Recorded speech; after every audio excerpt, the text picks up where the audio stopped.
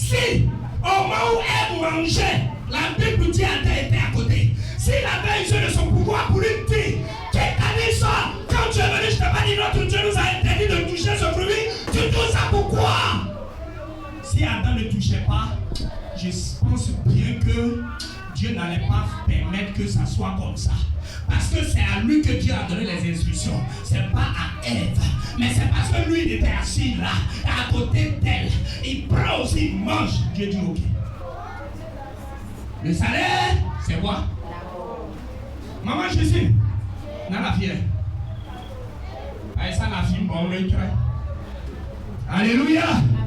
Bien aimé, quand Dieu te donne un pouvoir là, ne joue pas avec.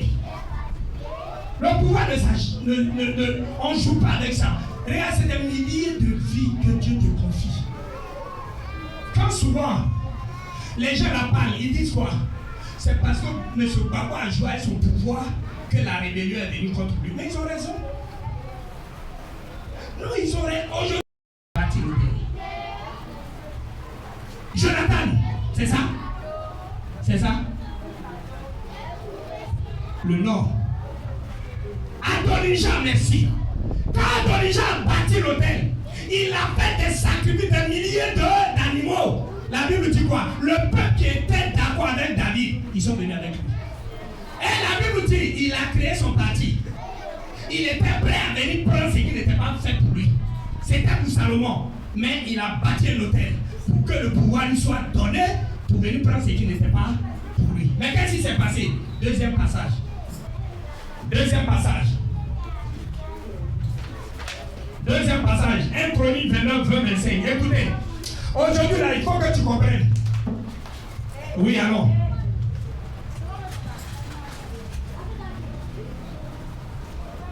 Chronique 29, à partir du verset 20.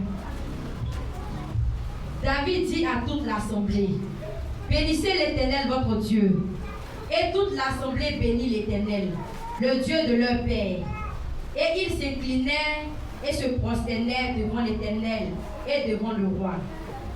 Le lendemain de ce jour, ils offrirent en sacrifice et en holocauste à l'Éternel 1000 taureaux, 1000 béliers et 1000 agneaux, avec les libations ordinaires, et d'autres sacrifices en grand nombre pour tout Israël.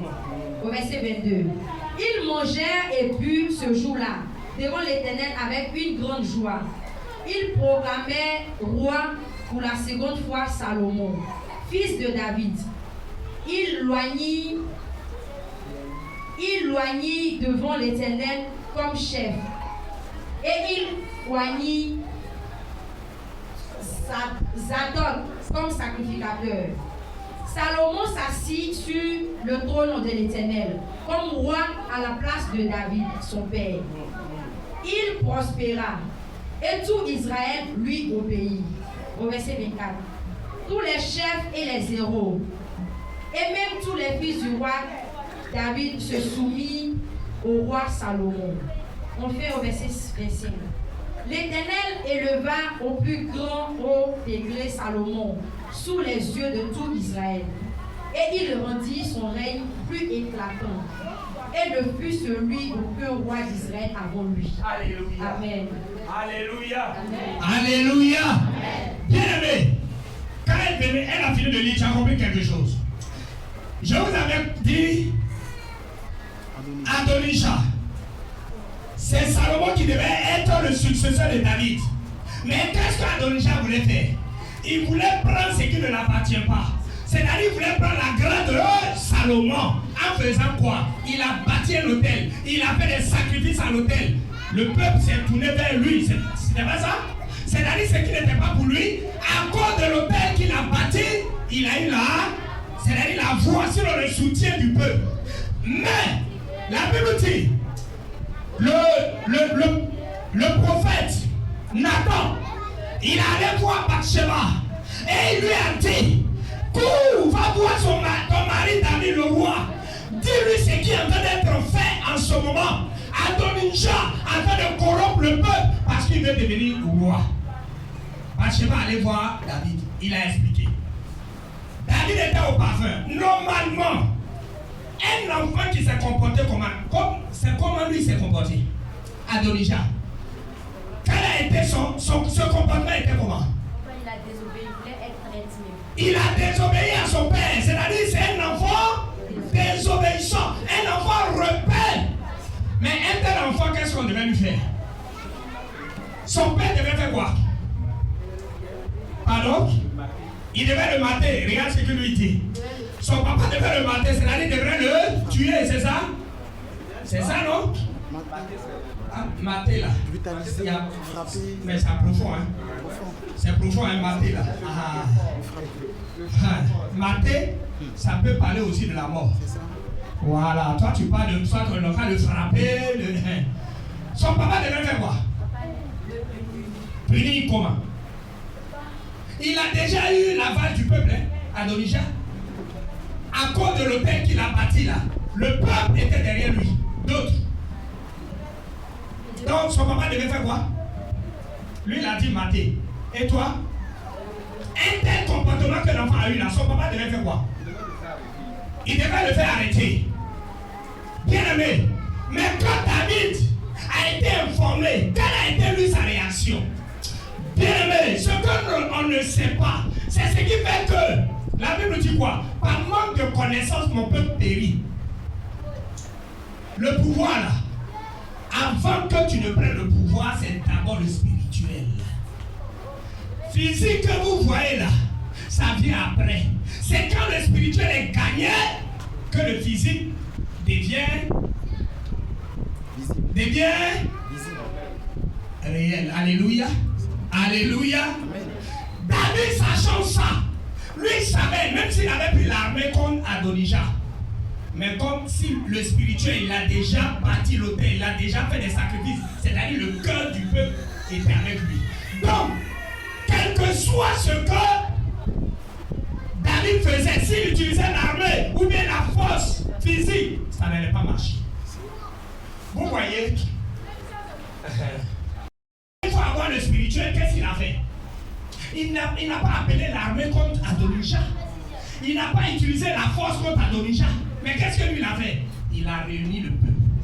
Et qu'est-ce qu'il a fait? Il est allé contre. Lui aussi il a bâti l'autel. Mais l'autel qui a parlé plus fort que l'autel d'Adonijah. La Bible dit quoi? Il a fait des sacrifices, des milliers. Il a tué des milliers sur l'autel de l'Éternel. Et c'est quand il a fini ça, le cœur du peuple s'est retourné encore vers lui maintenant, en sa faveur. Et Salomon a été roi. Est-ce que quelqu'un peut acclamer le Seigneur? Est-ce que quelqu'un peut acclamer le Seigneur? Alors, peuple de Dieu, en cette année 2026, si tu veux posséder ce qui t'a été volé là par ton ennemi, lève-toi, va devant l'autorité, c'est-à-dire devant Dieu, parle à Dieu et pose un autel. Un autel, c'est quoi? L'homme qui est plus fort dans la famille, lui, il allait bâtir un autel en sacrifiant des holocaustes, des sacrifices pour soit pour guerre, pour Zeba, pour quoi encore? Pour Aka, pour Bois, pour quoi encore? Ce que vous connaissez. Mais toi, pour que cela te soit donné, que tu puisses récupérer, bâtir un autel au nom de l'Éternel, il faut aussi sacrifier. C'est là que les chrétiens ne connaissent pas. Quand on parle de sacrifice, les gens pensent que c'est tuer poulet, c'est tuer mouton. Non! Alléluia! Amen. Alléluia! Amen. Regardez, je prends l'exemple de deux hommes de Dieu qui ont un témoignage un peu similaire, pareil. Il y a le premier qui dit, quand il faisait sa formation, et c'est là que je finis mon message. Il était pasteur, formation. Un jour, l'homme de Dieu, un prophète qui est venu, il a commencé à prêcher. Or, lui, c'est un futur pasteur, mais il est encore en formation. Il travaillait. Il avait pris un prêt à sa banque. Il a acheté sa BMW, nouvelle voiture. Dès qu'il est arrivé à l'église, l'homme de Dieu prêchait, il dit non. Dieu me dit de te dire d'offrir ta voiture BMW là à cet homme de Dieu là. Quelque chose, il a pris prêt à la banque. Il n'a pas commencé à payer encore. Dieu dit donne voiture. Oh, il est marié légalement à une blanche. Le pasteur c'est un noir, mais il est marié à une blanche. Vous savez que quand on se marie, on dit communauté de biens là. Quand l'homme a l'argent, ce qu'il a, s'il a construit tout ce qu'il fait, c'est au nom des deux. Donc la voiture appartenait au monsieur, mais à sa femme aussi. Quand l'homme de Dieu a fini de parler, ne dormez pas, regardez-moi ici. Quand l'homme de Dieu a fini de parler, qu'est-ce qui s'est passé? Au lieu d'aller expliquer le problème à sa femme d'abord, il a pris la clé et l'a donné à l'homme de Dieu. Quand le culte est fini, il est arrivé à la maison, il a pris le taxi. Dès qu'il est arrivé à la maison, il sonne. La femme vient, elle ouvre le portail. Monsieur rentre. Habituellement, il rentre dans un grand portail de garage. Mais cette fois-ci, il rentre dans un petit portail. La femme blanche lui dit, mais la voiture est où? Monsieur, chérie, mais où est la voiture? Ah chérie, Dieu m'a dit d'offrir la voiture à un pasteur. Quoi? Dieu, il est où là? Pourquoi Dieu n'a pas rien me dit aussi? Et puis Dieu te dit toi seul, la voiture est où? Non, j'ai donné, ok, comme tu as donné, il n'y a pas de problème. La femme a pris le téléphone, elle a appelé son avocat, divorce. Elle récupère la maison, elle chasse le monsieur, il est au dehors, il va dormir. Tu viens d'offrir voiture à un homme de Dieu, non? C'est Dieu qui t'a dit, non? Mais quand la femme te chasse, Dieu est où? Dieu ne sait pas que on te met au dehors. Le monsieur était au dehors. La femme l'a interdit de voir les enfants. L'autel, on pleure. Quand on fait un sacrifice, les yeux coulent. Bien aimé, quand on parle de sacrifice, c'est ce que tu donnes à Dieu. Et puis ton cœur sait, c'est 110 sacrifices. Quand Dieu disait à Abraham, va me donner ton fils Isaac, vous pensez que c'est vrai, tu lis, tu penses que c'est simple. On ne nous a pas tout dit. Hein. Abraham a pleuré. Il a pleuré. Même sur la route, mais il pleurait. Mon seul fils, il m'a tué. L'enfant, j'ai mis jusqu'à 100 ans pour l'avoir, il m'a tué. Bien aimé, l'autel qui parle. Quand les autres bâtissent leur hôtel, souvent là, ils coupent leurs doigts. Souvent même, c'est leur, excusez-moi, c'est leur garçon, bien même ça, ils en ont tué. Et puis, j'en sais que tu vois. Toi, tu as donné quoi à ton Dieu? Pour que ça parle plus fort. C'est pour ça qu'on dit que les chrétiens sont pauvres. Parce qu'on ne sait pas donner à Dieu. Cette année, apprends à donner. C'est qui va te coûter.